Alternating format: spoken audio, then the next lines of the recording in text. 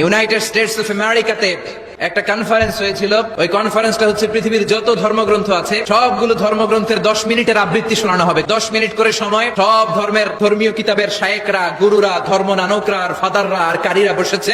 বিচারকের সামনে একটা সবুজ বাতি, একটা লাল বাতি। সবুজ বাতিতে চাপ দিলে আবৃত্তি শুরু, রেড বাটনে চাপলে আবৃত্তি শেষ। প্রথমে ডাকা হয়েছে শ্রীমত ভগবত গীতা, পড়ার পরে বিচারক রেড বাটনে প্রেস করেছে, সময় শেষ, নেমে গিয়েছে। এরপরে ডাকা হয়েছে ত্রিপিটক, এরপরে ডাকা হলো দশাতীর, এরপরে ডাকা হলো গ্রন্থ সাহেব পড়লো, জিন্দাবেস্তা পড়লো, এরপরে ডাকা হলো উনি এসে ওনাদের বাইবেল পড়ে গেল 10 মিনিটের জন্য। সব ধর্ম গ্রন্থের আবৃত্তি এবং তেলাওয়াতের পরে সর্বশেষে মুসলমানদের ধর্মগ্রন্থ কোরআন আবৃত্তি করার জন্য ডাকা হয়েছে।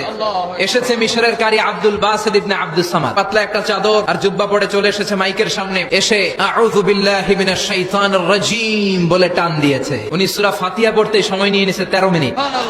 শ্রীমত ভগবত গীতাওয়ালারা হাততালি দেয়, সময় শেষ, কোরআন গেছে। কিন্তু কি আজীব তামাশা, বিচারক তো লাল বাতি চাপে না। আব্দুল বাসিত কয় এই তো সুযোগ, বিচারক যেহেতু লাল বাতি চাপে না, আমি আরেকটা সূরা ধরি।